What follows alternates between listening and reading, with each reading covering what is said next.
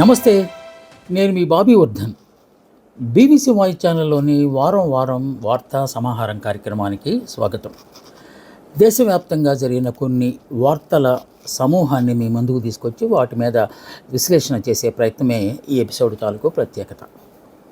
ఈ వారంలో ఎక్కువ మందిని ఆకర్షించిన ఒకానొక వార్తాంశం ఏంటంటే, మన సరిహద్దు రాష్ట్రం తమిళనాడులో ప్రభుత్వ మార్పిడికి సంబంధించి టీవీకే పేరుతో ఒక పార్టీని ప్రారంభించి అతి తక్కువ కాలంలోనే విస్తృతమైన ప్రచారం చేసి ఎట్టకేలకు సినీ నటుడు జోసెఫ్ విజయ్ ముఖ్యమంత్రిగా ప్రమాణ స్వీకారం చేశారు ఆదివారం నాడు.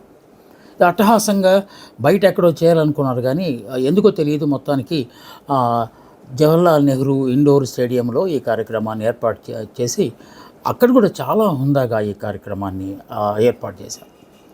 ఈ కార్యక్రమానికి గవర్నర్ అధ్యక్షత వహించగా మిగతా కొంతమంది గెస్టులు కూడా ఈ కార్యక్రమానికి వచ్చారు. వాళ్ళలో ఎక్కువ మందిని ఆకర్షించిన వ్యక్తి కాంగ్రెస్ అధినేత రాహుల్ గాంధీని విజయ్ బ్రదర్ అని సంబోధించడం కూడా అక్కడ చాలా చర్చకు దారితీసింది. వాళ్ళిద్దరి మధ్య అంత సాన్నిహిత్యం ఉందా అని కూడా చాలామంది అనుకున్నారు. కాకుంటే మ్యాజిక్ ఫిగర్ చేరుకోవడానికి అవసరమైన నంబర్ని ఇవ్వడంలో కాంగ్రెస్ తనకు ఆపన్న హస్తం ఇచ్చింది కనుక ఆయన కృతజ్ఞతగా ఆయన్ని బ్రదర్ అన్నయ్య అని పిలిచారేమో తెలియదు.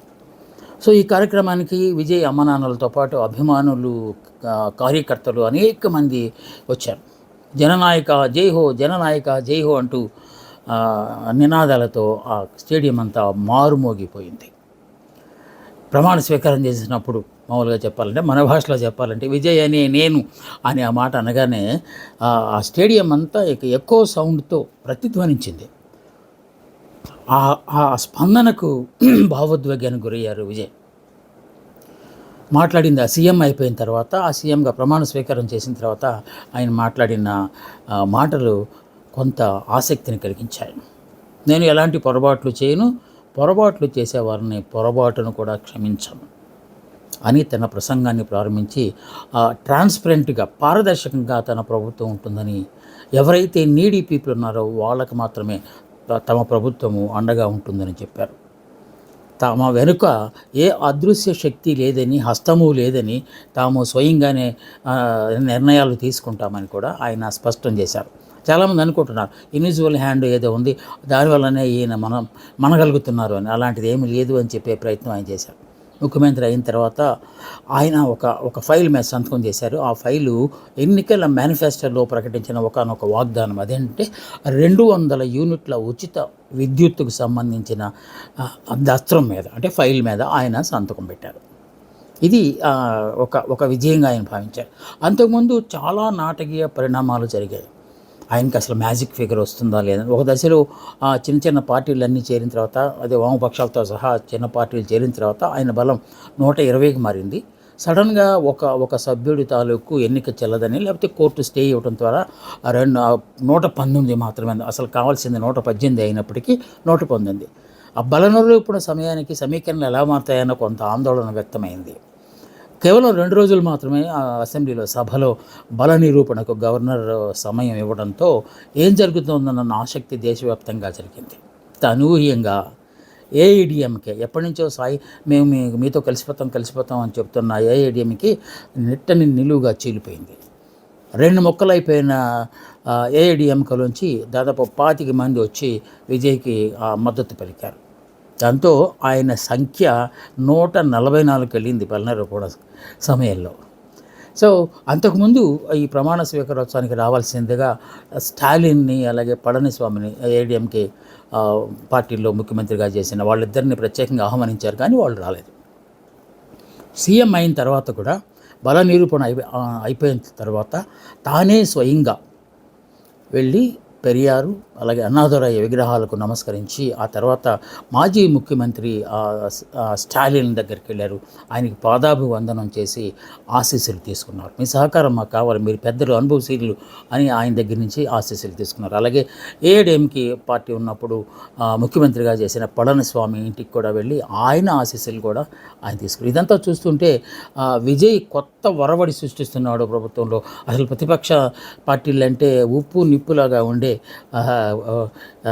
వర్తమానంలో ఎలాంటి సంస్కృతికి ఆయన ఒడిగట్టడమో లేకపోతే దారి తీయటం అనేది కాస్తంత చర్చనీయాంశమే అయింది. అదంతా ఆయన స్టైల్ అంత డిఫరెంట్గా అని అనిపిస్తుంది.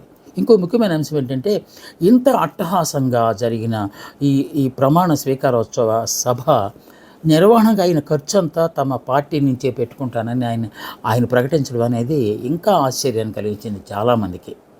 సో కొంతమందికి కొన్ని రకాల స్టైల్స్ ఉంటాయి. అప్పుడు మన్మోహన్ సింగ్ హయాంలో ఆయన ఇంటి దగ్గర నుంచి వాళ్ళ అమ్మ ఇచ్చిన బాక్స్ తీసుకుని వచ్చే, లేకపోతే శ్రీమతి ఇచ్చిన బాక్స్ తీసుకుని వచ్చే ఆయన తినడం అనేది అప్పట్లో మనం విన్నాము. ఆయన సింపుల్ మనిషి, కూడా సింపుల్గా ఉంటారు మన్మోహన్ సింగ్, అందుకే ఆయన అలా చేశాను.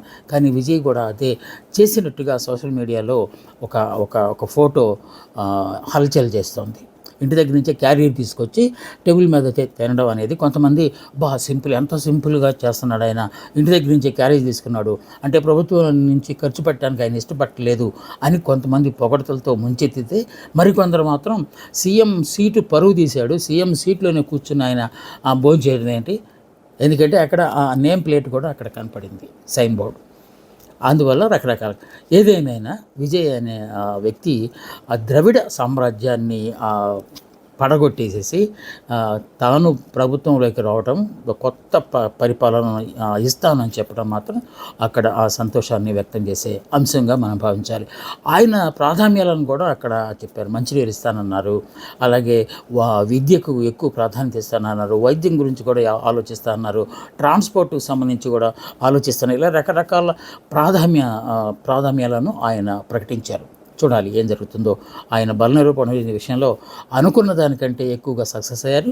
ఆయనకు కావలసిన 118 కంటే 144 మంది అతనికి మద్దతు పలుకుతున్నారు. ఇది ఎంతకాలం ఉంటుందో అని కూడా కొంతమంది, అంటే too many cooks spoil the food అంటారు కదా, ఆ విధంగా చాలా పార్టీలు వచ్చి ఆయనలో చేరిన కనుక ఆయన్ని ఎలాగా కొనసాగనిస్తారో అనే ఒక వాదన కూడా బయట వినపడుతుంది. ఏదేమైనా ప్రభుత్వం ఏర్పాటు చేసిన తర్వాత అంతా తన కనుసన్నలోనే ఉంటుంది కనుక, పైగా ఆయనకి ఎంతో అనుభవశీలులైన కొంతమంది సలహాదారులు కూడా ఉన్నారు కనుక ఆయన సజావుగానే పాలన సాగిస్తారని మనం కూడా భావించాలి. ఇక దేశవ్యాప్తంగా సంచలనం రేకెత్తించిన మరో వార్త కూడా ఈ వారం ఎక్కువ విశేషతను సంతరించుకున్నది. అది నీట్ ఎగ్జామినేషన్ రద్దు చేయటం అనేది. లక్షల విద్యార్థుల భవిష్యత్తును నిర్ణయించే నీట్ ఎగ్జామినేషన్ని ఎన్టీఏ 3వ తేదీన నిర్వహించింది. కొన్ని రోజుల తర్వాత పిల్లలందరూ అమ్మయ్య అని గాలి పీల్చుకుంటున్నారు. ఎందుకంటే కోచింగ్లో పడి నిద్ర మానేసి అమ్మనాన్నల తాలూకు యాస్పిరేషన్స్, లేకపోతే కోచింగ్ సెంటర్ల తాలూకు ప్రెషరు, ఇవన్నీ భరించి ఎగ్జామినేషన్ అయిపోయిన తర్వాత ఊపిరి పీల్చుకుంటున్న సమయంలో ఊపిరి ఆగిపోయే వార్త ఒకటి వచ్చింది. అదేంటంటే ఎగ్జామినేషన్ రద్దు అయింది. ఎందువల్లంటే రాజస్థాన్లో ఎక్కడో పేపర్ లీక్ అయ్యింది అనే దానితో దేశం అంతా ఒకసారి షాక్ గురైంది, ముఖ్యంగా ఈ ఎగ్జామినేషన్ రాస్తున్న వాళ్ళు. అంతకుముందు రాష్ట్ర ప్రభుత్వాలే ఏ ప్రభుత్వం ఆ ప్రభుత్వం, ఏ రాష్ట్రానికి ఆ రాష్ట్రమే ఎగ్జామినేషన్ నిర్వహించి మెడికల్ సీట్లు, ఇంజనీరింగ్ సీట్లు, మన రాష్ట్రంలో అయితే ఎంసెట్ అంటాం కదా, అలాగే మన పొరుగు రాష్ట్రం తెలంగాణలో కూడా ఎంసెట్ అని భావించేవాళ్ళం. సో ఏ రాష్ట్రంలో ఎగ్జామినేషన్ ఉన్నా కూడా ఆ ఎగ్జామినేషన్ రాయడానికి పిల్లలు వెళ్తూ ఉండేవాళ్ళు.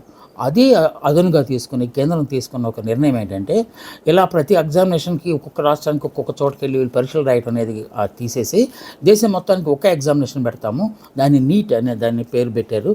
ఎన్టీఏ నేషనల్ టెస్టింగ్ ఏజెన్సీ దానికి అప్పచెప్పి దాని ద్వారా ఎగ్జామినేషన్ పెడతాము అన్నారు. కానీ ఇప్పుడు ఇది లీక్ అయిన ఈ సంఘటన ఎన్టీఏ ఎగ్జామినేషన్ నిర్వహణ మొదలైన తర్వాత జరిగిన మొట్టమొదటిది కాదు. ఇప్పటికే 3 సార్లు ఈ విధంగా జరిగింది. విద్యార్థులను నిరాశపరిచింది. ఈ సంఘటనతో దేశవ్యాప్తంగా విద్యార్థుల్లో ఆగ్రహావేశాలు వ్యక్తమయ్యాయి. ఎంత కష్టపడ్డాము, ఎంత ఖర్చు పెట్టాము, ఎన్ని రాత్రులు గడిపాము నిద్ర లేకుండా అని చెప్పి వాళ్ళందరూ ఆవేదన చేసి మొత్తానికి రోడ్ల మీదకి వచ్చేసి తీవ్రమైన నిరసన కార్యక్రమాలు చేపట్టారు. నిజమే, లక్షల మంది భవిష్యత్తు అది ఎంత సింపుల్గా తీసుకొట్టుకొని, పోనీ ఫస్ట్ టైం జరిగింది క్షమించాలని చెప్పడానికి ఏమైనా ఉందా? 3వసారి, ఒకసారి జరిగినప్పుడు ఏం జరిగింది, ఆ తర్వాత ఎవరినో 1-2-3 బాధ్యులను చేస్తారు, వాళ్ళు తీసుకెళ్ళి అరెస్ట్ చేస్తారు, జనం మర్చిపోతారు. రెండోసారి జరిగింది, దానికి కూడా ఒక విచిత్రమైన సమాధానం ఇచ్చే ప్రయత్నం చేశారు. ఇప్పుడు మూడోసారి జరిగిన తర్వాత ఎవడో ఎక్కడో పూణేలో ఒక ప్రొఫెసర్ కుల్కర్ణి అనేవాడిని అరెస్ట్ చేశారు. ఆ తర్వాత రాజస్థాన్, బీహార్లో కూడా 2-3 అరెస్ట్ చేశారు. ఈ నీట్ పరీక్ష ప్రశ్నాపత్రం లీక్ వెనుక లక్షల కోట్ల రూపాయలు చేతులు మారినట్టుగా కూడా వార్తలు వస్తున్నాయి. ఇదంతా ఒక ఎత్తు, కానీ పిల్లల తాలూకు మనోభావాల సంగతి ఏంటి, అమ్మనాన్నల తాలూకు ఆవేదన సంగతి ఏంటి, దాన్ని ఏ డబ్బులతో మనం వేరువేసి వేస్తాము. నీటి నిర్వహణ కోసం కేంద్రం తాజాగా చేసిన ఒక ప్రకటన చాలా హాస్యాస్పదంగా ఉంది. మళ్ళీ మీరు ఫీజు కట్టక్కర్లేదు. ఫీజు కట్టేటువంటి ఏంటి, ఫీజు ఏమైనా కట్టేయచ్చు, కానీ వాళ్ళు ఖర్చు పెట్టిన లక్షల రూపాయల సంగతి ఇంకా కట్టాల్సిన అవసరం లేదు. కానీ మళ్ళీ ఎగ్జామినేషన్ ఎప్పుడు అని ఎదురు చూస్తున్న సమయంలో మళ్ళీ కోచింగ్ సెంటర్లో మామూలే అదనంగా డబ్బులు తీసుకుని మళ్ళీ కోచింగ్ ఇచ్చే కార్యక్రమం చేస్తారు. సో అలా సందిగ్ధత ఉన్న నేపథ్యంలో నిన్న కేంద్ర ప్రభుత్వం అయితే ఎన్టీఏ విద్యాశాఖ ఒక ప్రకటన చేసింది. జూన్ 21వ తేదీన మళ్ళీ నీట్ ఎగ్జామినేషన్ ఏర్పాటు చేయబోతున్నట్టుగా ప్రకటించింది. దీంతో డేట్ వచ్చింది కనుక ఇంకా ఉరుకులు పరుగులు పిల్లల్లో మొదలైంది. సో ఇది చాలా సింపుల్గా వాళ్ళు చెప్తున్నప్పటికీ ఇది అత్యంత వ్యయ ప్రయాసాలతో కూడినది. ఒక దశలో అయితే విద్యార్థులు మీకు చేత కాకపోతే వదిలేయండి, ఎయిమ్స్ లాంటి ఒక ప్రామాణిక సంస్థకు ఎగ్జామినేషన్ బాధ్యత అప్పగించండి అని కూడా డిమాండ్ చేశారు. అలాంటి వాటిని కేంద్రం లేకపోతే విద్యాశాఖ ఏమాత్రం పట్టించుకోలేదు. ఎన్టీఏ దీన్ని చాలా ప్రతిష్టాత్మకంగా తీసుకుంది. దీని మీద సిబిఐ ఎంక్వైరీ మామూలు, గతంలో కూడా సిబిఐ ఎంక్వైరీ వేశారు, ఇప్పుడు మళ్ళీ ఎంక్వైరీ వేశారు. ఒకరిని అరెస్ట్ చేశారు, ప్రొఫెసర్ అట ఆయన. ఇంకొక 3-4 బీహార్ పేపర్కి తీసుకొచ్చి సర్క్యులేషన్లో పెట్టి లక్షల రూపాయలు సంపాదించిన వాళ్ళని కూడా కొంతమందిని అరెస్ట్ చేశారు. త్వరగా బాగానే ఉంది. కానీ ఈసారి ఒక చిన్న సంతోషించాల్సిన అంశం ఏంటంటే ఎగ్జామినేషన్ టైంని మాత్రం ఒక ½ అన్ అవర్ గ్రేస్ ఇచ్చారు. అంటే అది దాన్ని బోనస్గానే భావించాలి. కానీ ఎగ్జామినేషన్ అయిపోయిన తర్వాత మళ్ళీ ఎలాంటి అవాంతరం జరగకుండా ఉంటే చాలు నాయన అని పిల్లలు తమకు ఇష్టం వచ్చిన దేవుళ్ళను ప్రార్థించుకునే పరిస్థితి ఏర్పడింది. ఇది దేశవ్యాప్తంగా ప్రభావం చూపిన ఒకనొక వార్తాంశంగా మనం మాట్లాడుకోవాలి. ఇక మూడో అంశం ప్రధాని ఇటీవల చేసిన ఒక ప్రకటన. అందరికీ తెలిసింది, పశ్చిమాసియాలో యుద్ధం కారణంగా చమురు, సహజవాయువులు ఇత్యాదులు ధరలు బాగా పెరిగిపోయి కొరత కూడా ఏర్పాటైంది. ఇలాంటి దశలో కొన్ని పొదుపు సూత్రాలను పిఎం ప్రకటించడం అనేది ప్రాధాన్యత సంతరించుకున్న అంశంగా మనం భావించాలి. ఎందుకంటే ఒకదానికొకటి లింక్ అయి ఉంది కనుక పశ్చిమాసియాలో కేవలం ఆయిల్, గ్యాస్తో మాత్రమే ఇది లింక్ అయ్యి లేదు, చాలా వాటితో ఇది లింక్ అయి ఉందని చెప్పి ఆయన చెప్పారు. పెట్రోల్ వినియోగాన్ని తగ్గించాలి. అంటే వాహనాలు మీరు 3-4 వేసుకెళ్తుంటే ఒక ఇంట్లోంచి ఫర్ ఎగ్జాంపుల్ భర్త కారు, భార్య స్కూటీ, కూతురు స్కూటర్, బైక్ ఇట్లా వెళ్తుంటే 1-2 వాహనాలకే దాన్ని పరిమితం చేయండి, ఆయిల్ కన్జంప్షన్ తగ్గించండి అని చెప్పారు. ఇక బంగారం ఈ మధ్యకాలంలో ఎగబాగుతుంది, లక్షలు కలిపోయింది అది. సో దాన్ని కొనడం తగ్గించండి, తద్వారా మనం విదేశీ మార్క ద్రవ్యాన్ని సేవ్ చేయటం అవుతుందని ఒక మంచి సూత్రం కూడా ఆయన చెప్పారు. సాధ్యమైనంత వరకు విదేశీ ప్రయాణాలను తగ్గించుకోండి అని కూడా ఆయన ఒకటి చెప్పారు. దేశీయ ఉత్పత్తులను కొనుక్కోండి, అందువల్ల మనకి బయట నుంచి వచ్చే వాళ్ళకి దిగుమతి సుంకం విధించిన తర్వాత రేట్లు పెంచుతారు కనుక దానివల్ల మనకి లాస్ వచ్చే ఆస్కారం అని చెప్పి. ఎడిబుల్ ఆయిల్ అంటే వంట నూనె వినియోగాన్ని కూడా తగ్గించండి, అంటే వేపుళ్ళు లేకపోతే డీప్ ఫ్రైలు అలాంటివి తగ్గించేసి చారు వాటితో సర్దుకుపోండి అని చెప్పే ప్రయత్నం చేసినట్టున్నారు. ఇక వ్యవసాయానికి అవసరమైన ఎరువులు, రసాయనిక వీటిని కూడా బాగా తగ్గించండి అని చెప్పి ఆయన చెప్పారు. సో వాహన శ్రేణిని తగ్గించుకోవడం లేకపోతే ఆఫీస్ మేనేజ్మెంట్ శ్రమ తగ్గించడం కోసం అయినా వీలైతే వారంలో 2 సార్లు వర్క్ ఫ్రమ్ హోమ్ చేసే ప్రయత్నాలు కూడా చేయండి అని ఆయన చెప్పడం అనేది ఒక ఆసక్తికరమైన అంశంగా ఉంది. అది చెప్పినట్టుగానే ఆయన ఆ మరుసటి రోజే రకరకాల విమర్శలు వచ్చినాయి. ముందు మీరు తగ్గించుకోండి, ముఖ్యంగా వామపక్షాలు, ప్రతిపక్షాలు ఆయన మీద విరుచుకుపడ్డాయి. బీజేపీ పాలిత రాష్ట్రాలన్నీ ఎస్ బాస్ మేము చేస్తున్నామని చెప్పే కానీ బీజేపీ ఏతర రాష్ట్రాలు మాత్రం కొంత నిరసన వ్యక్తం చేశారు.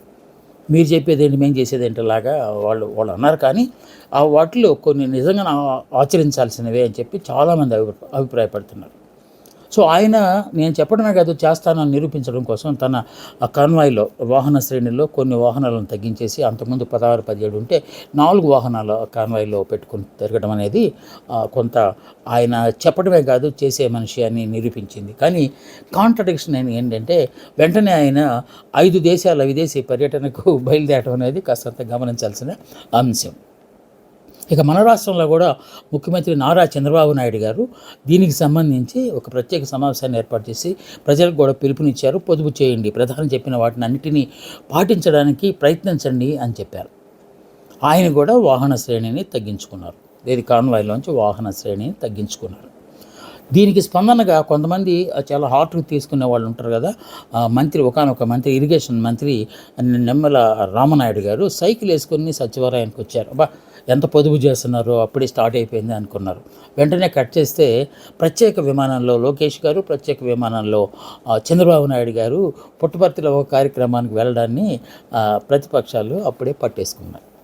చెప్పడమేనా, చేయటం లేదా అని అనేది చేశారు. కానీ కొన్ని అత్యవసర పరిస్థితులు వచ్చినప్పుడు వెళ్ళక తప్పదు అనేదాన్ని అందరూ అంగీకరించాల్సిందే.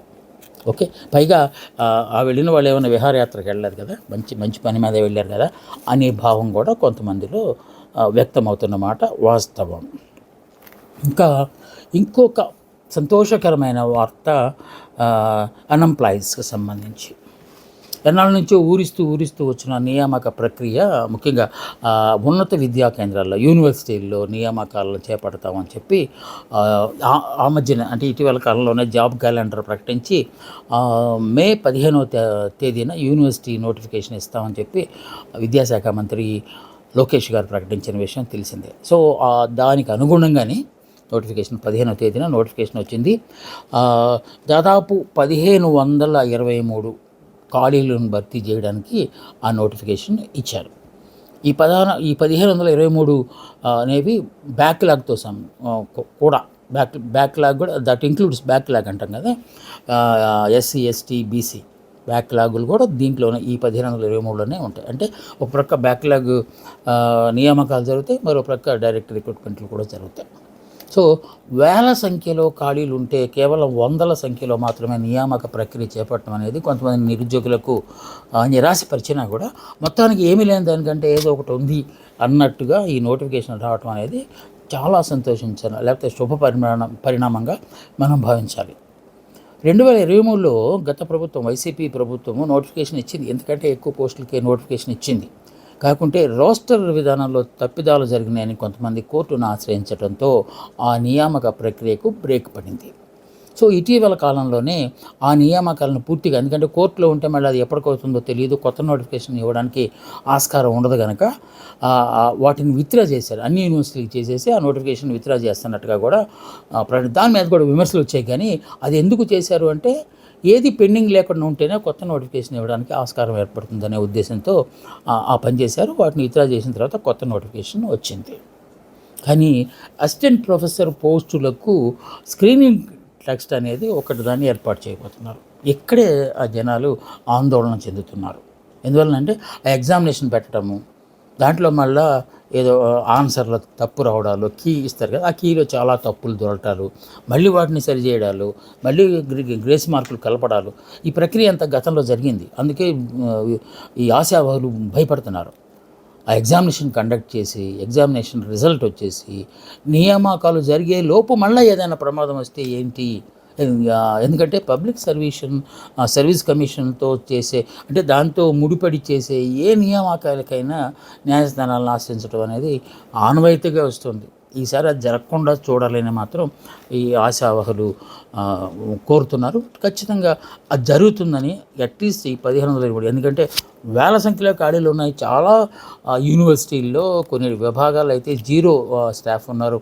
అలాంటి చోట అట్లీస్ట్ ఇప్పుడు ఈ నియామక ప్రక్రియ అనేది కొంత ఊరట కలిగించే అంశంగానే మనం భావించాలి. ఇక ఇప్పటికే అసిస్టెంట్ ప్రొఫెసర్ కాంట్రాక్టుల మీద 10 సంవత్సరాలు 15 సంవత్సరాలు చేస్తున్న వాళ్ళ పరిస్థితి ఏంటి అనేది ఒక ప్రశ్న రాగా, వాళ్ళకి వెయిటేజీ ఇస్తాము. అసిస్టెంట్ ప్రొఫెసర్ పోస్టులకి అయితే ఎగ్జామినేషన్లో కట్ ఆఫ్ మార్క్ పెడతారు కదా, 30, 35, 40 అలాగా. అంటే ఒక్కొక్క వర్గానికి ఎస్టీలకి ఎంత, ఎస్సీలకి ఎంత, బీసీలకి ఎంత, ఓసీలకి జనరల్ క్యాండిడేట్కి ఎంత అనే ఒక కట్ ఆఫ్ మార్క్ ఉంటుంది. ఆ కట్ ఆఫ్ మార్కులో కొంత వెయిటేజీ అంటే 5% వెయిటేజీ ఇస్తారట. అలాగే ఇంటర్వ్యూ సందర్భంలో కూడా 5 మార్కులు అదనంగా కలుపుతారట. సో ఇది కొంత ఊరటనిచ్చే అంశమైనప్పటికీ దాదాపు కొంతమంది చాలా కాలం నుంచి అసిస్టెంట్ ప్రొఫెసర్ కాంట్రాక్ట్గా చేస్తున్నారు. 5-6 సంవత్సరాల్లో ఇంకా వాళ్ళు పదవి విరమణ అంటే ఉద్యోగ విరమణ చేసే వయసులో ఉన్న వాళ్ళకి ఇప్పుడు కండక్ట్ చేస్తే ఎగ్జామినేషన్ ఎలా ఉంటుంది, వాళ్ళు రాయగలరా ఈ ఎగ్జామినేషన్ అంటే వాళ్ళని తక్కువ అంచనా వేయటం కాదు. ఇప్పుడున్న టెక్నాలజికల్ వరల్డ్లో వాళ్ళు కోపప్ అవ్వగలరా అనే ఒక సందేహం ఉన్నప్పటికీ తప్పదు. ఇక ఉద్యోగం రావాలి కనుక వాళ్ళు కూడా కష్టపడాల్సిన పరిస్థితి ఉంటుంది. సిలబస్ వస్తుంది కనుక దాన్ని చూసి ఎగ్జామినేషన్ రాసి వాళ్ళు కూడా విజయం సాధించాలని మనం కూడా భావిద్దాం. ఇంకొక ముఖ్యమైన వార్తాంశం కూడా ఈ వారంలో బాగా ప్రజల్ని ఆకర్షించింది. అదేంటంటే ఆంధ్రప్రదేశ్ మరో ప్రతిష్టాత్మక తయారీ కేంద్రానికి ఒక ఆయువుపట్టుగా మారింది. కేంద్ర రక్షణ శాఖ మంత్రి రాజ్నాథ్ సింగ్ స్వయంగా వచ్చి పుట్టపర్తిలో అంటే సత్యసాయి జిల్లాలోని పుట్టపర్తిలో ఒక ప్రధానమైన ఆయుధాలను తయారు చేసే లేకపోతే ఎయిర్ క్రాఫ్ట్స్ తయారు చేసే ఒక కర్మాగారానికి ఆయన భూమి పూజ చేశారు, శంకుస్థాపన చేశారు. దాని పేరేంటంటే అడ్వాన్స్డ్ మీడియం కాంబాట్ ఎయిర్ క్రాఫ్ట్లు అంటే యుద్ధ విమానాలను తయారు చేసే మధ్య తరహా, మరీ పెద్దవి కాదు మరీ చిన్నవి కాదు, ఒక మోస్తరువి యుద్ధ విమానాలను తయారు చేసే ఆ కర్మాగారానికి పుట్టపర్తిలో శంకుస్థాపన చేశారు. ఆయన ఈ సందర్భంగా చాలా ఆసక్తికరమైన అంశాలను ప్రస్తావించారు. ముఖ్యంగా సీఎం చంద్రబాబుకు సంబంధించి ఆయన పొగడ్తలతో ముంచెత్తారు. ఇంకా టెక్నాలజీని ఇంత ఎక్కువగా ఉపయోగించి రాష్ట్రాభివృద్ధికి తోడ్పడుతున్న సీఎం నేను ఇంతవరకు చూడలేదు. అది ఒక చంద్రబాబు నాయుడు గారు మాత్రమే ఆ విధంగా చేయగలుగుతున్నారని చెప్పి ఆయన ప్రశంసలు ఇవ్వడం అనేది సంతోషించాల్సిన అంశమే. ఎందుకంటే సిబిఎన్ గారు ఎప్పుడు టెక్నాలజీ అంటూ ఉంటారు కనుక అందుకే మన రాష్ట్రానికి టెక్నాలజికల్ హబ్గా పేరు వస్తుంది అనే ఒక వాదన కూడా ఉంది కనుక. సో ఈ పరిశ్రమలు కనుక పూర్తయితే మన రాబోయే కాలంలో ఫైటర్ జెట్లు కూడా యుద్ధంలో వాడే జెట్లు కూడా మన రాష్ట్రం నుంచే తయారవుతాయి. సో దానికి సంబంధించి సీఎం చంద్రబాబు నాయుడు గారు చెప్పిన మాట ఏంటంటే శ్రీహరికోట అంతరిక్ష శక్తి, నాగలంక అనేది క్షిపణి శక్తి, అలాగే పుట్టపర్తి అనేది రక్షణ శక్తి. ఈ విధంగా దేశానికే ఆంధ్రప్రదేశ్ రక్షణ శక్తిగా మారబోతోంది అని చెప్పి సీఎం చాలా ప్రాసలతో మాట్లాడి అందరినీ ఆకర్షించారు. ఈ కార్యక్రమంలో రాజ్నాథ్ సింగ్ గారితో పాటు మన ముఖ్యమంత్రి చంద్రబాబు నాయుడు, అలాగే ఐటీ శాఖ మంత్రి లోకేష్ గారు, కేంద్ర విమానయాన శాఖ మంత్రి రామ్మోహన్ నాయుడు గారు, మిగతా మంత్రులు కూడా పాల్గొని ఈ కార్యక్రమాన్ని చాలా సక్సెస్ఫుల్గా చేశారు. ఇది ఆంధ్రప్రదేశ్కి ముఖ్యంగా చాలా ముఖ్యమైన అంశంగా మనం మాట్లాడుకోవాలి. ఇంకా చాలా వార్తలు ఉన్నాయి కానీ మనకున్న సమయాన్ని బట్టి వాటిలో ఏంటంటే పెట్రోల్ ధరలు పెరిగిపోయాయి. మన రాష్ట్రం మాత్రమే టాపులో ఉంది. 115 రూపాయలు పెట్రోలు, 103 రూపాయలు డీజిల్ ధరలుగా మన రాష్ట్రంలో నిర్ణయించారంటే యుద్ధ ప్రభావం అప్పుడే ప్రారంభమైంది. దీన్ని దృష్టిలో పెట్టుకునే బహుశా ప్రధానమంత్రి గారు ఆ పొదుపు సూత్రాలను చెప్పినట్టున్నారు. కాకుంటే ఇంకొక విమర్శ కూడా ఉంది. 4 రాష్ట్రాలు ఒక కేంద్రపాలిత ప్రాంతంలో ఎన్నికలు అయిపోయిన తర్వాత ఆచితూచి పెట్రోల్ ధరలు పెంచేశారు. ఇది ముందుగానే ఊహించిందని చెప్పి ప్రతిపక్ష కాంగ్రెస్ ఎద్దేవా చేయడం మొదలుపెట్టింది. ఇది కూడా ఒక ప్రధాన వార్తగానే వచ్చింది. కానీ ఇక మన రాష్ట్రానికి సంబంధించి ముఖ్యంగా డిప్యూటీ సీఎం పవన్ కళ్యాణ్ గారు చాలా రోజుల తర్వాత అంటే ఆయనకి సర్జరీ అయింది కదా, సర్జరీ అయిన తర్వాత మా జనసేన కార్యకర్తలతో మాట్లాడిన సందర్భంగా ఒక వ్యాఖ్య చేశారు. ప్రక్క రాష్ట్రపు తమిళనాడు సీఎం విజయ్తో తనను పోలుస్తున్నారు. అదేం పోలిక, అక్కడ పరిస్థితులు వేరు ఇక్కడ పరిస్థితులు వేరు, అసలు మన క్యాడర్ ఎక్కడ ఉంది. సో ఇలాంటి కూటమి వల్ల దాన్ని కనీసం మనం ప్రభుత్వంలోకి రాగలిగాము అంతే తప్ప మీరు కూడా కంటెస్ట్ చేసి ఉంటే సీఎం అయ్యేవాడు, ఇలాంటివన్నీ కబుర్లు నేను నమ్మను. ఎవరెవరో చేస్తూ ఉంటారు. వైసీపీ లాంటి రాక్షసుల దగ్గర నుంచి ప్రభుత్వాన్ని లాగేసుకోవడానికి నేను ఎన్ని కష్టాలు పడ్డానో మీకేం తెలుసు అని చెప్పి కూడా ఆయన అన్నారు. సో ఈ విధంగా కంపారిజన్ అనేది అంత సమంజసమైంది కాదు అని చెప్పి తన ఆవేదనతో పాటు వాస్తవాన్ని ఆయన అంగీకరించినట్టు కూడా కనిపిస్తుంది. ఇవి కొన్ని ముఖ్యమైన వార్తలు ఈ వారానికి సంబంధించి. మళ్ళీ వచ్చే వారం ఇంకొన్ని ముఖ్యమైన వార్తలతో విశ్లేషించడానికి నేను ముందుకు వస్తాను. అందాక సెలవు. నమస్తే, మీ బాబీ వర్ధన్.